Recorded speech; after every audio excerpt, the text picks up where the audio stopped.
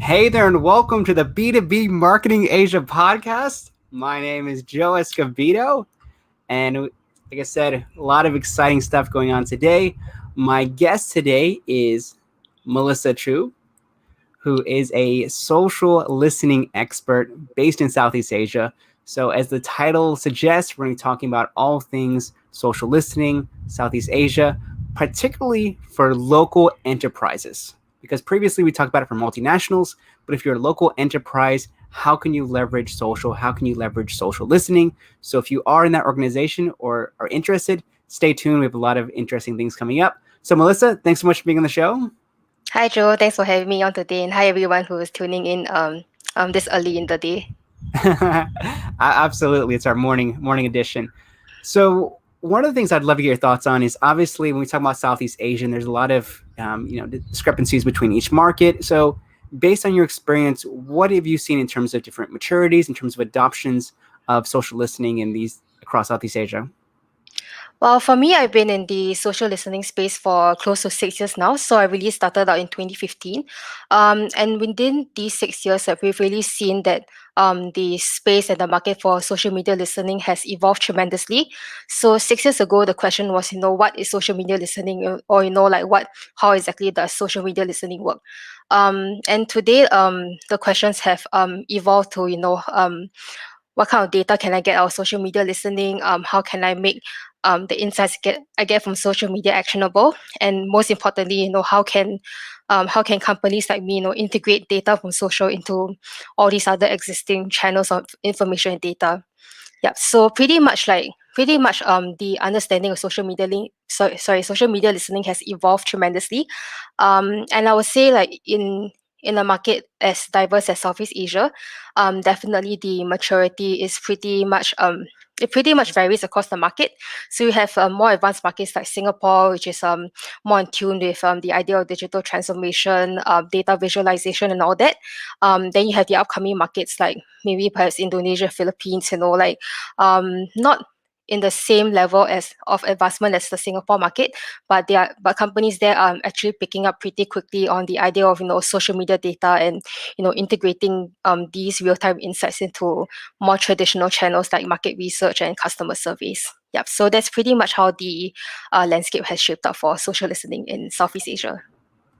Yeah, it's interesting to hear about, like you said, the different levels of maturity in different markets.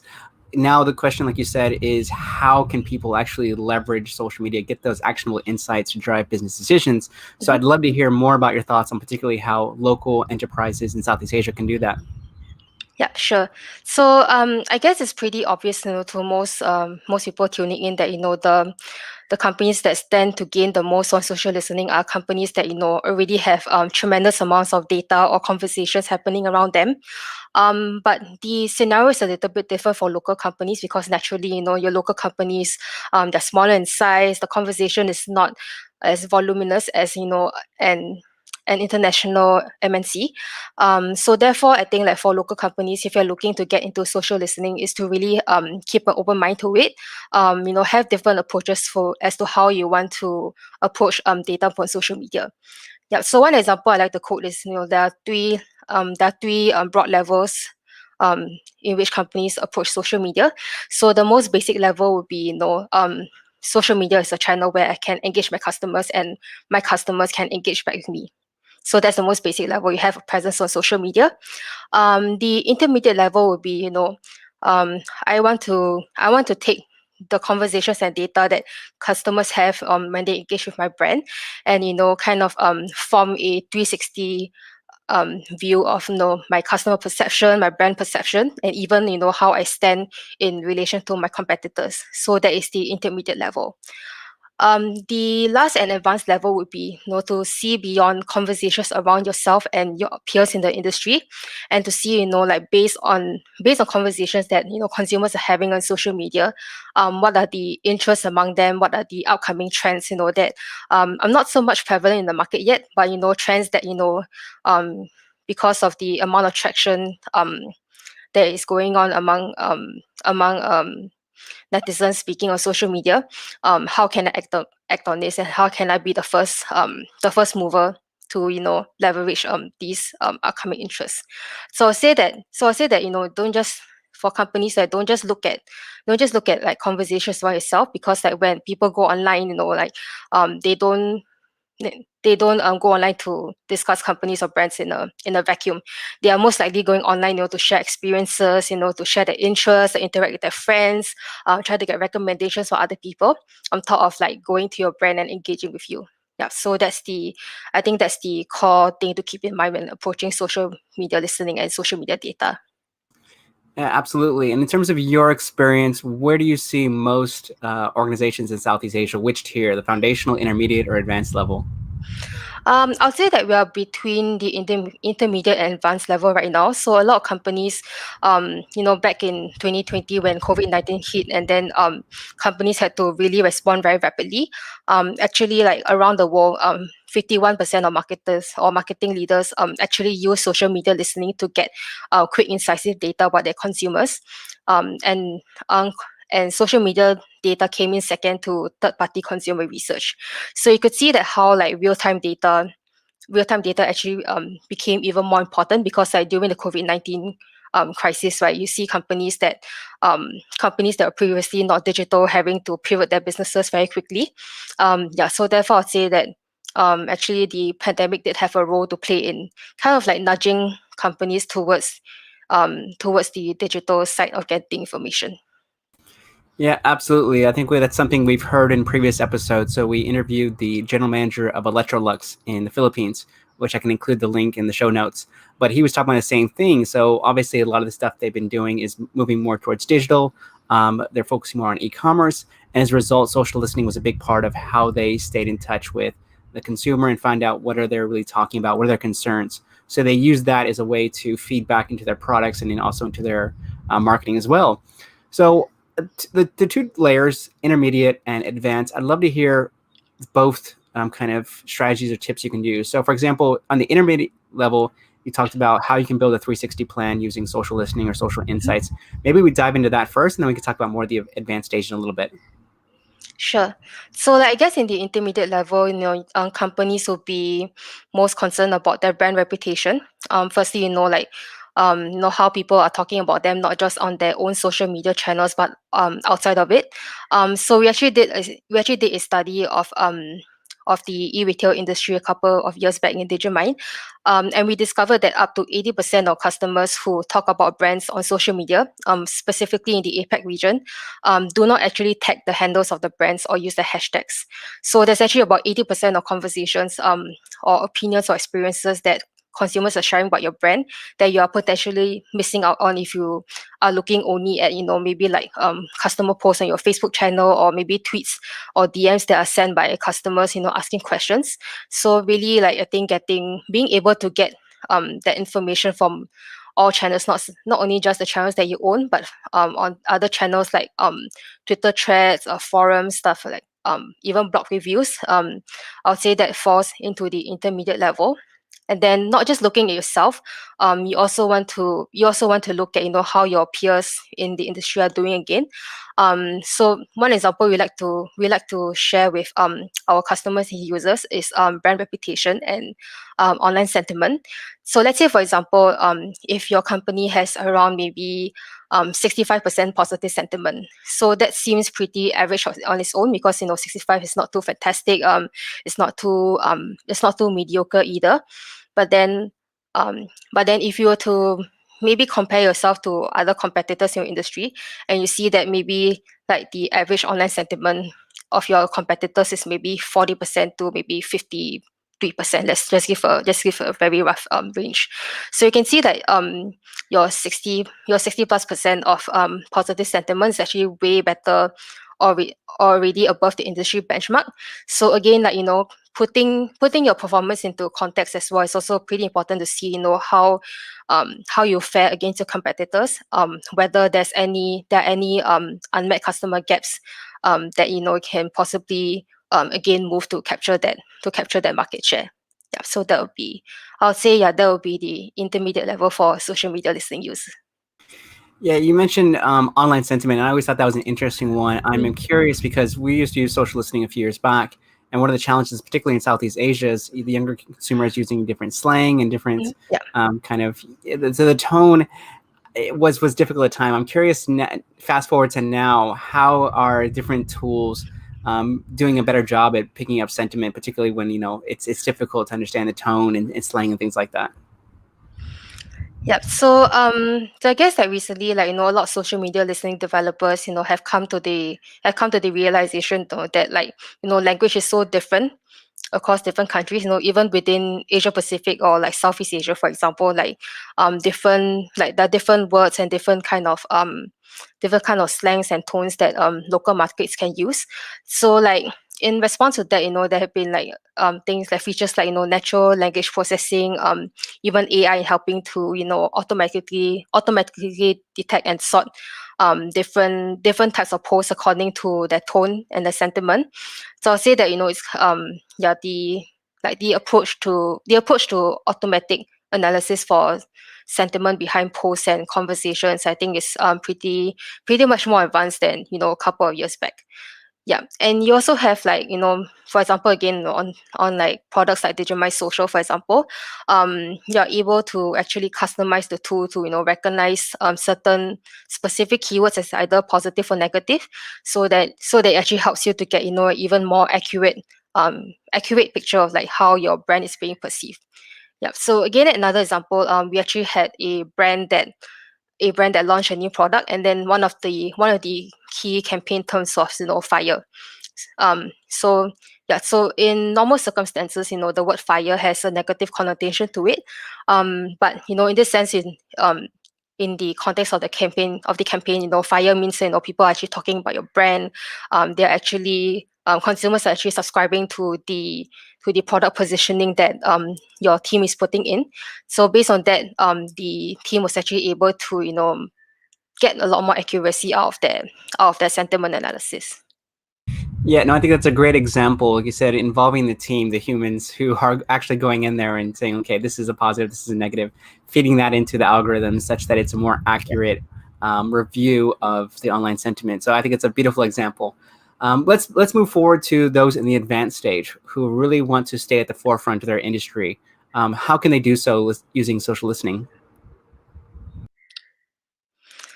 Well, I think firstly, what you want to do is to do like preliminary research of like what your key customer groups are talking about, outside your brand.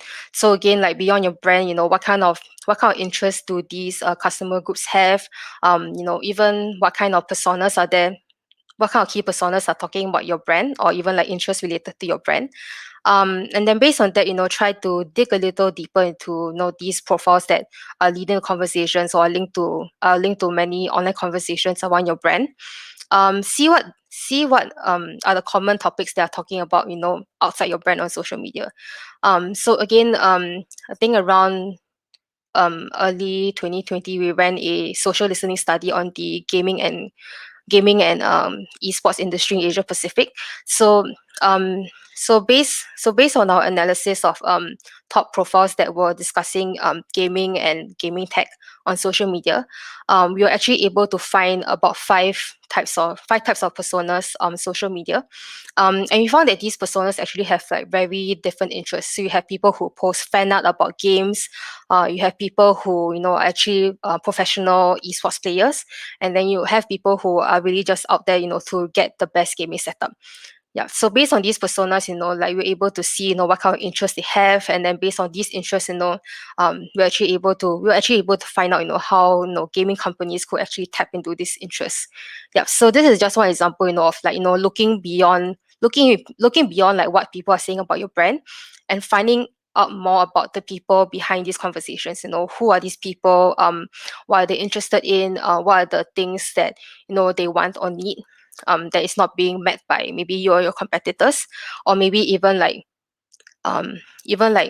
maybe lifestyle interests, or like concerns pertaining to certain social demographic groups. Yeah. So information and data like that, I'll say, you do have to go like one level deeper to really examine and be able to get relevant data out of social listening. Yeah, once again, very good point about, I guess, going back to the basics and making sure you have clear personas and target audiences built in. Because, like you said, a lot of these things, the biggest challenge I'm always talking about is people go very, very wide in terms of the audience. Yeah. And whether it's parents in Singapore or gamers, like you said, they all have distinct interests and preferences. So first mapping that out, and then to your point, seeing what they're interested in. I think a big Yeah. mistake, and once again, I'd love to hear if this is the same what you heard, is that a lot of brands just think, people are talking about my brand, day and night. That's all they're talking about. They're talking about our products. That's all they think about when they go to sleep. But to your point, you mentioned that really understanding what are some of the things they're interested in. So are they sharing, fan art? Are they sharing different reviews on different games? What is it they're actually doing? Because going back to your point of staying ahead, it's important to understand, who is the audience, what are they actually interested in, and identify, areas of opportunity to start a conversation with them or use that insight to launch new products or services. I think there's a lot of applicable ways in which you first need to understand what are they interested in, not necessarily what you're trying to sell them.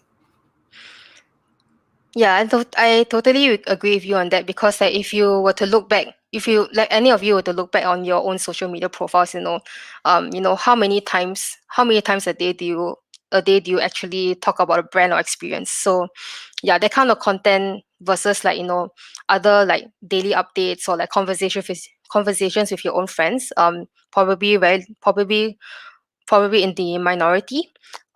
So most consumers, or I would say like maybe majority of consumers, like when they get up and they pick up their phone and they scroll through social media, they don't just wake up and decide, oh, like today I'm gonna interact with my favorite brand on social media.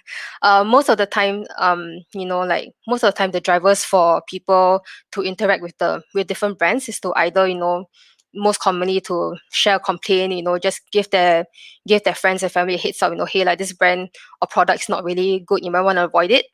Or on the flip side, if they have encountered a really really awesome, really positive experience, and that again warrant sharing.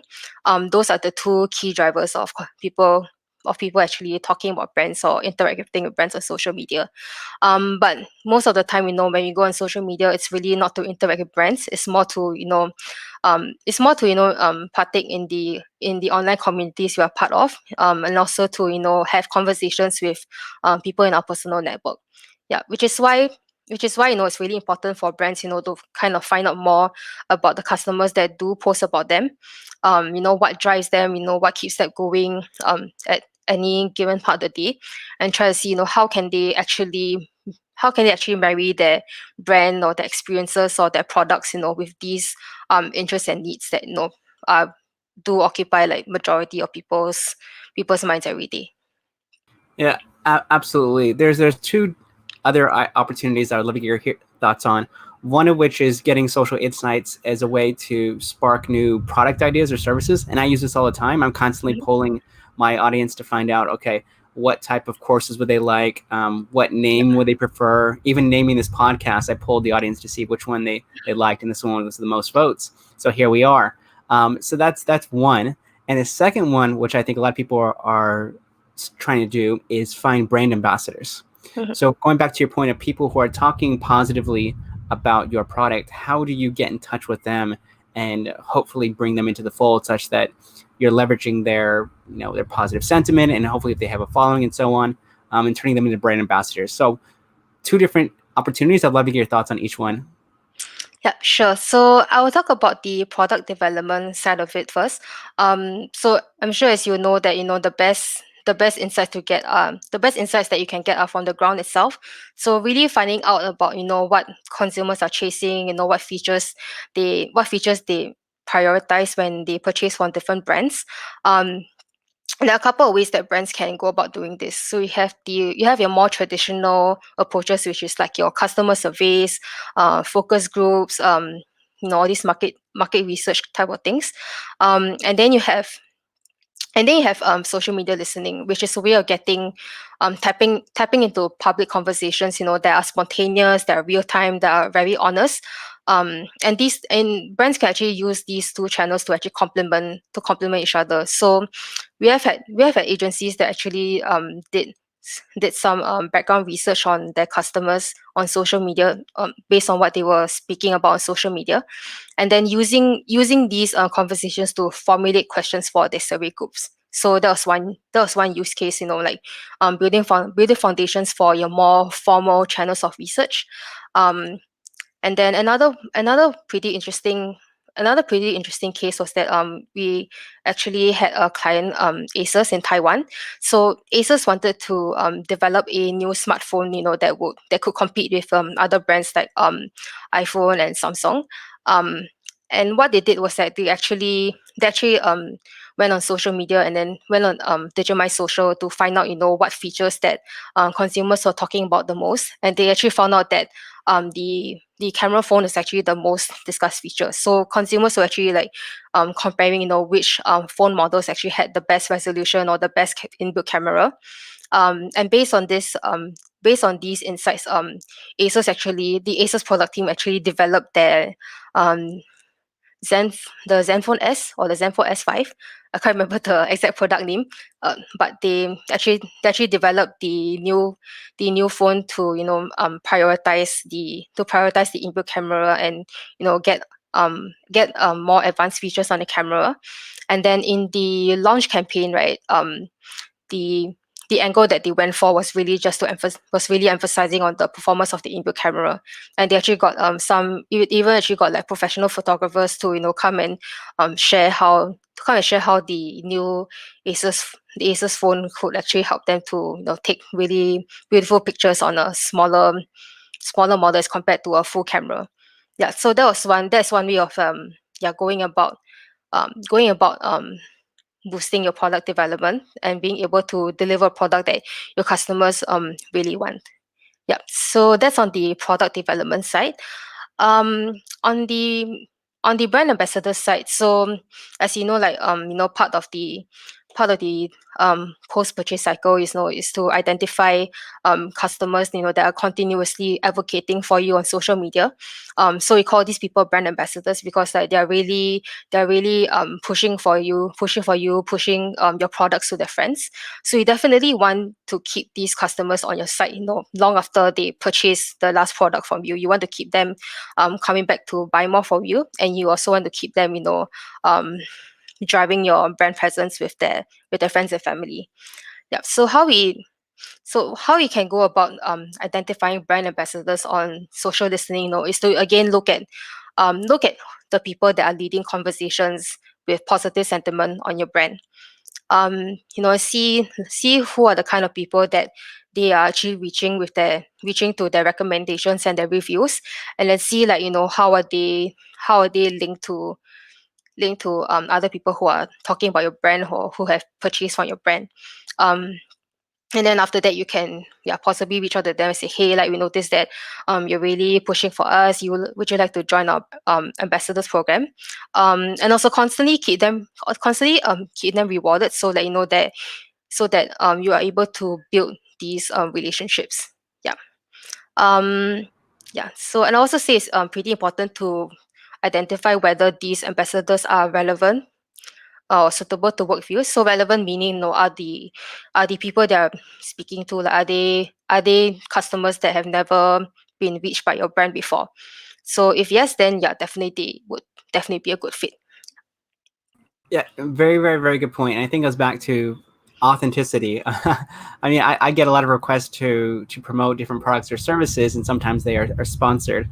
But on the same side, I'm always happy to promote brands that I'm using.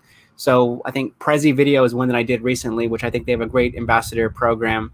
They actually found me through social, so I commented on someone who was promoting their products. They reached out to me and they said, "Hey, you know what? You want to give it a shot? Let me know how it goes." So I obviously love the product. I did an interview with them. I featured them in the podcast. So I think that is an example because, one, I'm using the product, so I know the inner workings of it.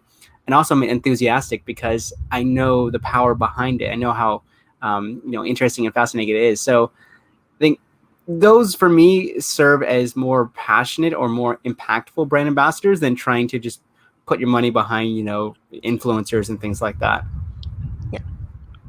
Awesome. There was one more example, and if you want to share it, there was an agency we talked about Yeah. in the last call. Are you able to share that example? Because I thought that was quite cool. Yeah, sure. So the agency was MRI McCann. And back in 2016, MRI McCann was actually working with Hershey's, the very famous chocolate brand. And what Hershey's wanted to do was, to reinstate their brand values as, a brand that brings happiness to the customers. Especially in the market like the Philippines, like, they wanted to ramp up brand recall among local customers there. So in order to do that, what the agency did was, try to study common patterns of conversation that consumers in the Philippines were having on social media. So particularly Twitter, and they found out that in the Philippines, especially, at that time, stress levels were pretty high. A lot of people take to Twitter, to air their grievances, or to seek solidarity, or maybe even like empathy from their followers or their friends. So based on that, what MRM McCann did was that they launched a real time content campaign called the Hershey's Happygram. So what they did was that they actually used Digimize Social, to detect tweets with negative sentiments. So for example, like maybe, like, my father went to hospital, or like I didn't do so well in a test today. And whenever they detected um such posts, what they did was that they would immediately assign someone on the social team to actually create a customized message called a Happygram, and to tweet it to that handle under the Happygram Twitter handle. Yeah. So because of that, not only were they able to amplify reach for the brand on social media, they were actually able, to emphasize, the brand's position as not just a chocolate brand, but also a brand that's able to, bring happiness and bring joy to people whenever they are stressed or they are happy. Yeah.